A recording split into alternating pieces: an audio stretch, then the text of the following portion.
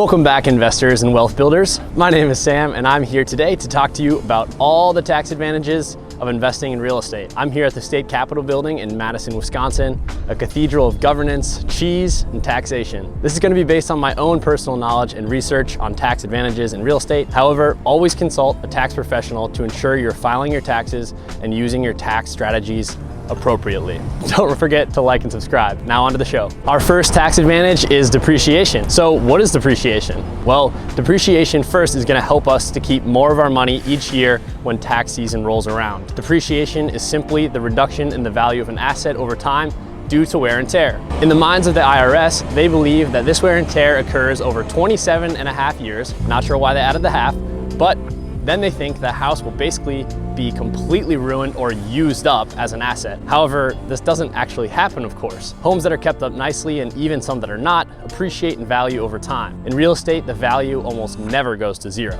In order to use depreciation, you'll take the value of the improvements on a property, excluding the land, because land doesn't wear out, and divide it by 27 and a half years. Then that number you get will come off or be deducted from your taxable income. This is going to offset your tax liability, so you will then pay taxes on the lower taxable income number. Does that make sense? Next, the crazy motorcycle riding cousin to depreciation, we also have accelerated depreciation, which we can use by doing cost segregation studies. So this is pretty advanced stuff, so you may not want to use this if you're a beginner, but essentially cost segregation studies are going to let you depreciate certain parts of your property, such as hot water, flooring, or other elements faster than normal. Now, you must hire a tax accountant or a cost segregation specialist to help you do this, as you're not allowed to do it yourself. These accountants are usually pretty expensive, so it's best to do some math on whether or not the cost of the accountant will really be saving you money through accelerated depreciation, or if you're just gonna break even or worse.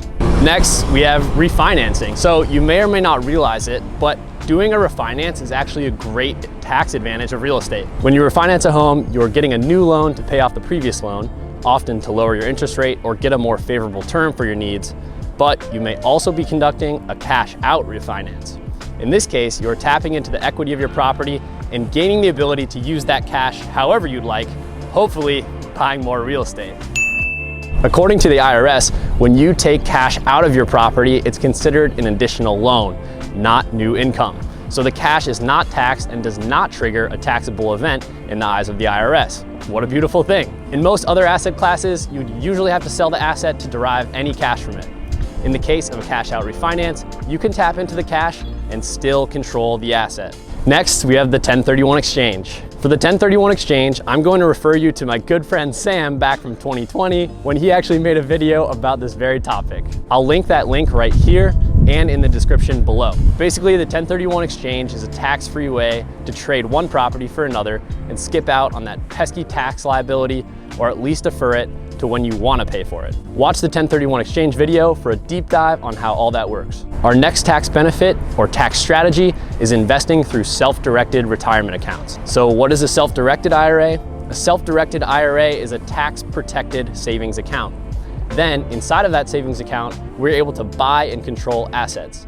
We can invest in all kinds of assets with a few limitations, but real estate is totally allowed. So to take advantage of this tax benefit, you'll need to open a self-directed IRA, fund it with cash, and then buy real estate inside of the account. Then all the returns you make from rents go back into that account. Just make sure you follow all the rules of self-directed IRAs, because you can get in trouble if you're not careful. The best part about investing in real estate using a self-directed IRA is that on the Roth option for a self-directed IRA, where you contribute post-tax dollars into it, you won't pay taxes on any of the appreciation or any of the rental income from your properties if you keep the returns in the account until retirement age. Let me be clear, you could legally never pay taxes on any of the appreciation or rent that is collected from the property your entire life. Basically, your tenant is paying into your retirement plan for you, and it's tax-free.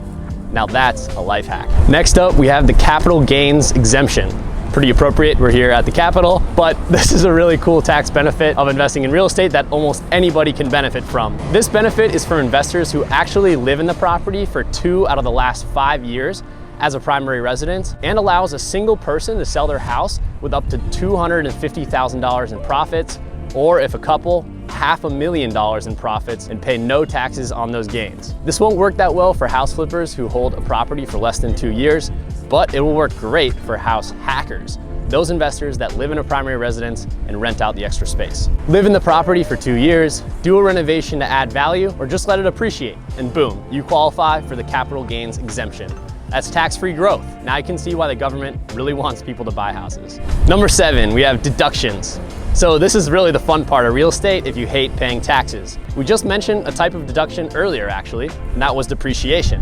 Deductions are usually anything that produces a loss on paper for your property. When we take these deductions, they help reduce our tax burden. All the following are examples of deductions you can take on an investment property: your mortgage interest, property taxes, expense/repairs of the property, management fees, business-related expenses relating to managing the property, depreciation, or lost rents. If operating as a business, you can also write off vehicles, gas or miles, accounting, legal fees, materials, and equipment such as computers and phones. Can you see just how low our tax burden might be able to get?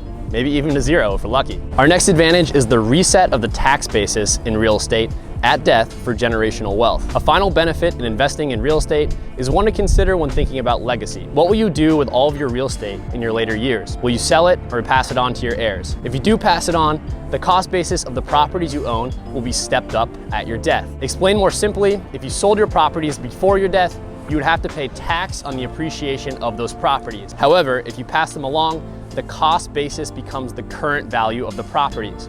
So if your child, for instance, wanted to sell the property after taking possession of it after your death, they could, with no capital gains or taxes due. This could repeat generation after generation so that your family could build tax-free wealth over generations and generations. Lastly, we have opportunity zones. What are they?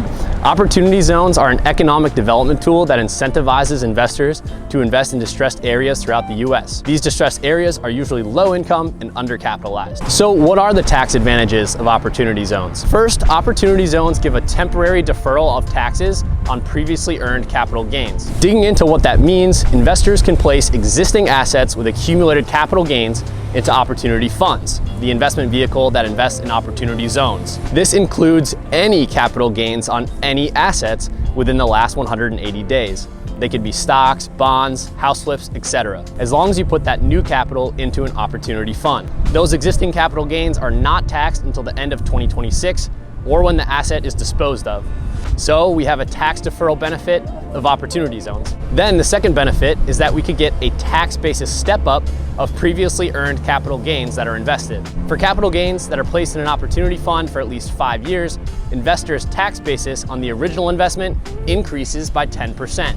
If invested for at least 7 years, the investor's basis on the original investment increases by 15%. This is basically a discount on the amount of tax you will have to pay when the tax bill finally comes due. Then we can have no capital gains on new gains. For investments held for at least 10 years, investors pay no taxes on any capital gains produced through their investment in opportunity funds. So where are opportunity zones? Click the link in the description for a map. There are actually a bunch of opportunity zones south of town here in Madison and on the northeast side. You may already be invested in an opportunity zone without even knowing it. Okay, that concludes my list of tax advantages of investing in real estate, but please leave me a comment below if you have any more. Before we conclude, I'd like to point out a critical distinction in your tax picture when it comes to real estate investing. There are 3 main ways that the IRS views all real estate investors.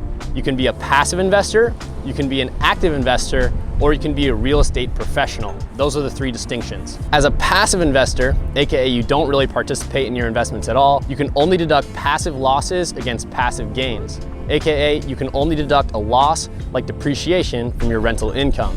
And that's kind of limiting. Next, as an active investor, you can deduct up to $25,000 of passive losses from ordinary or earned income, but this extra benefit starts to phase out as you get close to $150,000 a year in income, and then completely goes away above that. This means you wouldn't be able to use any of your losses to your advantage if you make over that $150,000 a year threshold. To qualify as an active investor, all you have to do is be involved in making decisions about the property, a little more than a passive investor, if you will. Last, you can be categorized as a real estate professional, which allows you to deduct 100% of all your real estate losses against earned income. This means no matter how much money you make at your W-2 job, you'll be able to deduct losses on your properties from it and with no income cap. To qualify as a real estate professional, a taxpayer must pass a two-part test. Number one, the taxpayer must spend the majority of his or her time in real property businesses. So this means you'll need to work full-time in some sort of real estate related business. Number two, the taxpayer must spend 750 hours or more in the real property business and rentals in which he or she materially participates. It's best to keep a time log of all services performed, so you'll have a verification for this requirement. By becoming a real estate professional, or at the very least an active investor, you'll get the most bang for your buck when it comes to the tax advantages of investing in real estate. Remember, don't invest in real estate just for the tax benefits. We'll need to focus on investing in fundamentals and look at our returns. If only tax benefits are keeping your property afloat, you may be taking on too much risk. Invest for fundamentals and don't get over your skis. However, if you're investing in real estate and paying a lot of taxes, you're probably doing something wrong. Just remember, the tax code was written by landlords. They want you to educate yourself and find out the secret Easter eggs they left for you. In contrast, the current tax system may not be around forever, and tax benefits can come and go depending on the government, so stay up to date with tax law and always consult a tax professional.